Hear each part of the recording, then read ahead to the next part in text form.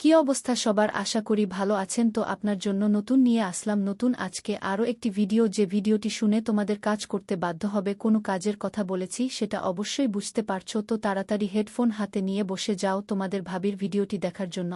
যারা আমার নাম্বার চাচ্ছ তারা অবশ্যই পুরো ভিডিওটি দেখবে। ভিডিওর মাঝখানে আমার নাম্বারটি কিন্তু দিয়ে রাখবো। নাম্বার নিয়ে আমাকে হোয়াটসঅ্যাপে SMS করবা, আমি তোমাদের সাথে সারারাত সময় কাটাবো। তাহলে বেশি কথা না বলে চরম ভিডিওটি শুরু করি। আমি ছিলাম গ্রামের মধ্যবিত্ত একটি ফ্যামিলির সন্তান। আমি ছোট থেকে খুব কষ্টের মধ্যে মানুষ হতেছিলাম। সেখানে থাকা অবস্থায় খুব কষ্টের মধ্যে দিয়ে আমার দিনকাল চলতেছিল। আমি খুবই গরিব ঘরের মেয়ে ছিলাম, যেহেতু সে তো সবার মতো আমি চলতে পারতাম না। সবাই যেখানে ভালোভাবে চলত আমি সেখানে খুব খারাপভাবে চলাচল করা লাগতো, কারণ আমার আয় তো এরকম কোনো আশা ছিল না। কিন্তু আমার জীবনে এরকম একটা সময় নেমে আসবে, সেটা আমি কোনো কল্পনা করিনি। কি সময়টা আমার জীবনে নিয়ে এসেছিল সেটা জানার জন্য অবশ্যই পুরো ভিডিওটি দেখে থাকো, তাহলে কিন্তু বুঝতে পারবে আমার লাইফ স্টোরি এটা কিন্তু নিয়ে আমার নিজের লাইফের ঘটনা একটি। তোমার বাবা কৃষি কাজ করতে, কিসে কাজ করে যে পরিমাণ টাকা পেতে সে পরিমাণ টাকা দিয়ে আমাদের ফ্যামিলি চলাচল করা খুবই কষ্টকর ছিল। সেজন্য আমার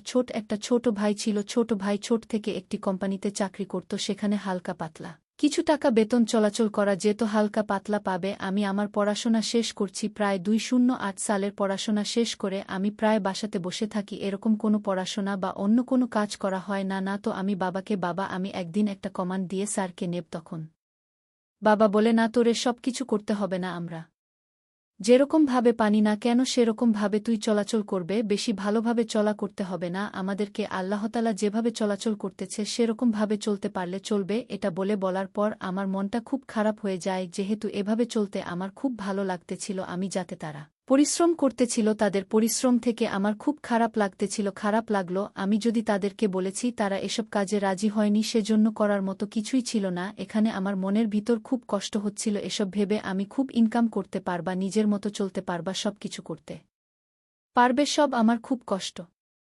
লাগতেছিল। একদিন হঠাৎ করে আমার ছোট ভাই আমাকে বলতো, আমার কোম্পানির পাশে একটা কোম্পানি রয়েছে, সে কোম্পানিতে কিন্তু লোক নিতেছে, তো চাকরি করতে চাস সে তো সেখানে চাকরি করতে পারিস। আমি বললাম আচ্ছা ঠিক আছে, তাহলে তুই কথা বলে আমাকে জানা, তাহলে আমি ওখানে যাকে নেওয়ার জন্য চেষ্টা করব। কারণ তুই সাপোর্ট করিস, তাহলে আমি চাকরি নিয়ে পারবা না। তুই সব কথাবার্তা বলে আমাকে কনফার্ম কর, তারপরে আমি সেখানে যাব। সবকিছু নিয়ে সমস্যা নাকি যেতে বলেছিস আমাকে, আমি তাদের কাস্টমার ব্যবস্থা করে দিব। কিন্তু ওখানে কিন্তু খুবই খারাপ এলাকা, ওখানে খুব সতর্কভাবে তোকে থাকতে হবে। কিন্তু আমি বললাম আচ্ছা ঠিক আছে, সমস্যা নাই। এটা বলার পর ঠিক সেরকমভাবে চলতেছিল আমার জীবন। কিন্তু আমার জীবনে যেমন বিভাজনে নেমে আসবে সেটা আমি কল্পনা করতে পারিনি। সেখানে চাকরি নেওয়ার পর থেকে আমার জীবনটা কিন্তু তছন হয়ে গিয়েছিল। তো কি হয়েছিল সেটা জানতে হলে পুরো ভিডিওটি দেখো। হয়ে গেছে তোর, সমস্যা নেই, তুই চাকরিটা কর। দোকানে অফিসে যারা আছে সবাই কিন্তু খারাপ, ওরকম ভালো না। তুই যেখানে খুব কিন্তু কেয়ারফুলি ভাবে থাকতে হবে, কেয়ারফুলি থাকে না পারলে কিন্তু সেখানে তার বিভিন্ন ক্ষতি হয়ে যেতে পারে। বাংলা ভাষা ঠিক আছে, সমস্যা নেই, আমি খুব সতর্কভাবে সেখানে কাজ করার চেষ্টা করব। কারণ সতর্ক না থাকলে ওখানে চলবে না, কারণ যেহেতু তাদের আমি কখনো চিনি না জানি না, ভালোভাবে আমাকে থাকতে হবে সেখানে। তখন আমার ভাই বলা আছে ঠিক আছে সমস্যা নেই, তাহলে তুই আর কালকে থেকে ওখানে জয়েন কর। আঙ্গার মাঝে ঠিক আছে সমস্যা নাই, কালকে থেকে আমি ওখানে গিয়ে অফিসে গিয়ে জয়েন হয়ে নিব। ঠিক আছে তাহলে আজকের মতো চলে যাও, তুই রুমে ঘুম পার, আমি একটু পর আসতেছি বাইরে থেকে। তখন আমি ঘুম পাড়তেছিলাম, নাম্বার অবস্থা মার্কা বসবাস সব উপরে উঠে গিয়েছিল। হঠাৎ করে আমার ছোট ভাই পাশ থেকে এসে আমাকে জড়িয়ে ধরার পর আমাকে বলে থাকে, ক্রীড়া প্রতি আজকে কিরকমভাবে শুয়ে আছিস কেন? নেতাকে ছোট ভাইদের এরকম কোনো কিছু মনে করিনি, কিন্তু মনে না করে, কারণ যে আমার জীবনে মনটা হবে সেটা আমি কল্পনা করিনি। সে আমাকে বলা, আপু তুই এরকম বসে আছিস কেন? খুব খারাপ দেখা, ভালোভাবে শুয়ে থাক। আর যদি ভালোবাসো, যদি না পারিস সবকিছু খুলে ফেলো। কি বলতেছিস? কিছু না, তুই এখানে চলে যা, আমি কালকে ডিউটি যাব, সেজন্য ঘুম পাড়তেছি। আজকে প্রচুর গরম করছে, সেজন্য আমি তাড়াতাড়ি ঘুমিয়ে পড়েছি। তোকে আমার ভাই বলে, তুই কি বলতেছে এসব? সমস্যা নেই, আমি তোকে তেমন কিছু করিনি। রেকর্ডে টাচ করতে থাকে, রেকর্ড করে থাকে আমার পিকচারটা, নানা রকম উত্তেজনা কাজ করে। সে আমার সাথে অনেক সময় মজা করতে থাকো। মজা করতে করতে আমাকে বলে, আপু তো তোকে কে খুব সুন্দর লাগছে, তুই কি আমাকে ওই জিনিসটা করতে দিবি? আমি বললাম তুই কোনো জিনিসের কথা বলতেছিস? তুই আমার ছোট ভাই হয়ে সবকিছু কথা বলতেছিস। সবাই বলে আরে তেমন কিছু নাই, সবকিছু করতে পারে ছেলের একটা মেয়ের মধ্যে। তখন আমি বললাম না, এসে কিছু হবে না আমাদের মধ্যে, ছোট ভাইকে সবকিছু করার কোনো মানে হয় না। এসব করে এখান থেকে চলে যা, না হলে কেউ নামটা আমাকে ডাকবো ছোট ভাই বলে, তুই কাকে ডাকবি ডাক, সমস্যা নেই, কিন্তু তোকে আমি খেয়েই ছাড়ব। এরকম করতেছি কেন? হয়তো বাইরে থেকে কোনো নেশা করেছে, যে কিনা আমার জানা ছিল না, না হলে তো আজকে এরকম করার কোনো কথা ছিল না। সে আমাকে এরকম ভাবে পড়তেছে যেন আমি তার বউ। একটা বুয়ের সাথে একটা স্বামী যেরকম করেছি, আমার সাথে কিন্তু সেরকম করতেছিল। আমি বললাম, তুই এসব কিন্তু খুবই বাড়াবাড়ি করতেছিস, এটা কিন্তু ভালো হচ্ছে না। আমি যদি বলেছি সে তো আজকে আমি কাজ করেই ছাড়ব, তুমি যতই না করো না কেন, আমি কখনো কিন্তু এই কথাগুলো মানব না। আমি সহ্য করে জানা হলে কিন্তু খুব খারাপ হবে। আমি কিন্তু চাকরিটা ম্যানেজ করে দিয়েছি, চাকরিটা কিন্তু ক্যান্সেল করে দেব এখন। আমি বললাম, তুই যা বলছিস সেগুলো কিন্তু ভেবে চিনতে বলতেছিস না, তোর মাথার গেছে আবেগ কাজ করতেছে, বুদ্ধি কিন্তু কাজ করতেছে না। সমস্যা নেই আমার মাথায়, যেটা কাজ করে না কেন। আজকে আমি তোকে চাই, আমি যেভাবে বলবো তোকে, তুই সেরকম ভাবেই থাক, বেশি কথা বলবি না। আমি যেটা বলি সেটা করবি। সেটা বলে আস্তে আস্তে আমার বাপ বলার পর হাতাতে থাকে, আটানোর পরে আমাকে আস্তে আস্তে করে ধরে জড়িয়ে ধরার পর বুঝতে পারবে না সে আমার সাথে কি করতে চাচ্ছে। আপনি কিন্তু বেশি চিৎকার করবে না, তোমার চাকরিটা খুব প্রয়োজন ছিল, সে তোমাকে তোর কথাগুলো মানতেই হবে। এভাবে চলে আমার খুব ভালো লাগতেছে না, সেজন্য আমি তোকে বলেছিলাম চাকরিটা ম্যানেজ করে দেওয়ার জন্য, কিন্তু তুই যে আমার সাথে এসব করবি সেটা কিন্তু আমার কখনো জানা ছিল না। এসব কিছু বলার পরে কিন্তু আমাদের মাঝে শুরু হয়ে যায় সারারাত সময় কাটানো। কি সময় কাটানো হয়েছে সেটা কিন্তু তোমরা বুঝতেই পারতেছ। এভাবে আমাদের মাঝে সারারাত এসব কোনো খেলা চলতে থাকে। তোমার সকালবেলা অবস্থা কিন্তু খুবই খারাপ হয়ে গিয়েও ছিল।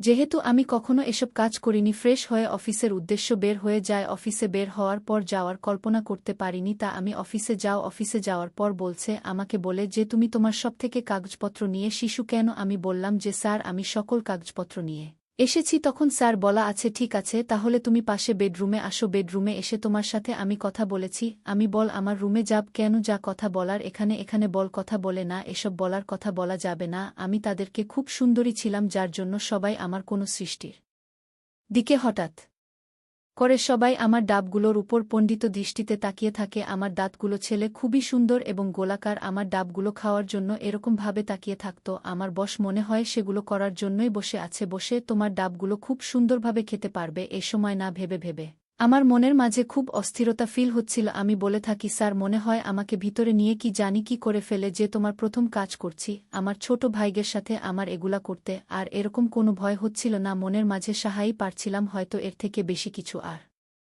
করতে পারবে না, যেটা আমার ছোট ভাই আমার সাথে করেছে। এই সুমনা ভাবতে স্যার আমাকে ডেকে চলো আমরা ভিতরে যাই, ভিতরে কথা বলি। আমি বললাম আচ্ছা ঠিক আছে স্যার, চলুন তাহলে আমরা ভেতরে গিয়ে কথাবার্তা শুরু করি। তখন স্যার আমাকে প্রথম ইন্টারভিউতে প্রশ্ন করে তোমার বাসা কোথায়? আমি বললাম আমার বাসার লক্ষ্মীপুর। লক্ষ্মীপুর কোথায়? বললাম সোনা গ্রামের। সময় বলার পরে স্যার আমাকে বলতো যে তুমি এত সুন্দরী, তাহলে তুমি এখানে গার্মেন্টসে চাকরি করতে এসেছ কেন? আমি বললাম স্যার আমার চাকরিটা খুব প্রয়োজন ছিল, যেহেতু আমি চাকরি করতে এসেছি এই জায়গায়। তোমার চাকরি করতে হবে না, আমি যেটা বলি সেটা রাজি হয়ে যা, তাহলে তুমি অনেক টাকা ইনকাম করতে পারবে এবং ভালোভাবে লাইফস্টাইল কাটাতে পারবে। ওকে স্যার সমস্যা নেই, আপনি যেভাবে বলবেন আমি কিভাবে কথা রাখার চেষ্টা করব তার। তখন বল আমি বেশি কিছু বলবো না, তুমি যা ফ্রি টাইম আমার সাথে সময় কাটাবে, আমার যখন ফ্রি টাইম থাকবে সেই সময় তুমি আমার ওখানে চলে আসবে। আসার পরে তুমি জাস্ট আমার সাথে ওই কাজগুলো করবে। কোনো কাজগুলো করতে বললে আমাকে, সেটা তো তোমরা অবশ্যই বুঝতে পারতেছ। সুমনা কিছু বলার পরে আমাকে বলো তাহলে চলো আজকে সময় কাটায় বাহিরে গিয়ে। ঠিক আছে স্যার চলুন, আপনি যেভাবে বলতেছেন আমাকে আমি সেই রকম ভাবে আপনার সাথে সময় কাটানোর চেষ্টা করব। স্যার তখন আমাকে গাড়িতে নিয়ে চলে যায় বাহিরে। বাইরে যাওয়ার প্রসার আমাকে বলে কেন ওয়েট কর, আমি আসতেছি একটু পর। আসার পরে ছাড়া আরেকটা তার বন্ধুকে নিয়ে আসে। আমি বুঝতে পারলাম যে তার বন্ধু হয়তো আমার সাথে আজকে সময় কাটাবে, কিছু মনে ভাব থাকলে। স্যার আমাকে নিয়ে যায় একটি সিক্রেট জায়গা। সিগারেট দেখে যাওয়ার পর আমি বুঝতে পারলাম যেখানে আমাকে নিয়ে এত কাজ করবে সে প্রথমে ছাড়া আমাকে বুকে নিয়ে জড়িয়ে ধরার পর আমার কপালে কি চুমু খায়। চুমু খাওয়ার পরে বলে তুমি খুব সুন্দরী, তোমাকে দেখতে খুব সুন্দর লাগতেছে আজকে। যদি খুব সুন্দর লাগছে, খেতে খুব সুন্দরভাবে খাবো আজকে তোমাকে আমি। তুমি কিন্তু না করবে না, আমি যেরকম ভাবে যাব সেরকম ভাবেই তুমি দিবে। কোনো কাজ করবে নাকি আমার সাথে? যখন স্যার বলো যে আমার বন্ধু তোমার কাজ করবে, তোমাকে কিন্তু আজ অনেক টাকা দিব আমরা, যে টাকা তুমি 1 মাসের গার্মেন্টসে চাকরি করো পাবে না। ঠিক আছে স্যার সমস্যা নেই, আমার কথা পরিমাণ টাকার প্রয়োজন, যেহেতু আপনি আমাকে জবাব দেন, আমি সেভাবে আপনাদের সাথে সময় কাটানোর চেষ্টা করব। এই বলার পরে স্যার আমাকে জড়িয়ে ধরে রুমের ভিতরে লাইট অফ করে আমাকে নিয়ে খেলতে শুরু করে। এরকমভাবে প্রায় আমার সাথে স্যারের প্রায় 2 ঘন্টা সময় কাটানো হয়ে গেছে। বিতরণের সময় আমাকে সে বলে, এখন আমার বন্ধু তোমার সাথে সময় কাটাবে সেরকমভাবে কিন্তু না করবে না, সে কিন্তু অনেক টাকার মালিক, তোমাকে কিন্তু পর্যাপ্ত পরিমাণ টাকা দিতে পারবে, তো তুমি তাকে মজা দিতে পারো, তাহলে তোমাকে কিন্তু অনেক পরিমাণে টাকা দিবে। আমি বললাম, তার সমস্যা নেই, আমি যেভাবে বলছেন আমি সেরকমভাবে তার সাথে সময় কাটানোর চেষ্টা করব, আপনার থেকে ভালো পরিমাণ মজা থাকে দিব। আমি তখন, স্যার বলা আছে, ঠিক আছে, তাহলে আমি বাইরে আছি, তাকে আমি পাঠিয়ে দিচ্ছি, তুমি তার সাথে শুরু করো। যে ছেলেটি আমাকে কাছে এসে বলে, কিন্তু খুব সুন্দরী ছিল, তো তুমি এসব কাজ করতেছ কেন? আমি বললাম, আমার খুব টাকার প্রয়োজন ছিল, সেজন্য এসব কাজ করা। তোমার টাকার প্রয়োজন, সেহেতু তুমি আমার সাথে সময় কাটাবে প্রতিদিন, সমস্যা নাই, তোমাকে একটু পরিমাণ টাকা দেব। আমি যত বাহিরের লোকজনকে অনেক টাকা দিয়েছে, তোমাকে আমি টাকা পয়সা দিব, কোনো যা নেই, জাস্ট তুমি আমার সাথে এরকম ভাবে প্রতিদিন সময় কাটাতে আমাকে যে পরিমাণ মজা দিবে, সে খুব মজার টাকা দিব। তা নাগর আছে, ঠিক আছে স্যার, সমস্যা নেই, আপনি যেভাবে বলবেন আমি সেরকমভাবেই করার জন্য প্রস্তুত রয়েছি। আপনাকে কিভাবে করবেন আমাকে জানান, আমি সেভাবেই করব। তো ভিডিওটি কেমন লাগলো অবশ্যই কমেন্ট করে বল জানিয়ে দিবা। দেখা হয়েছে পরবর্তীতে নতুন আরও কোনো ভিডিও নিয়ে, দেখা হচ্ছে নতুন কোনো ভিডিওতে।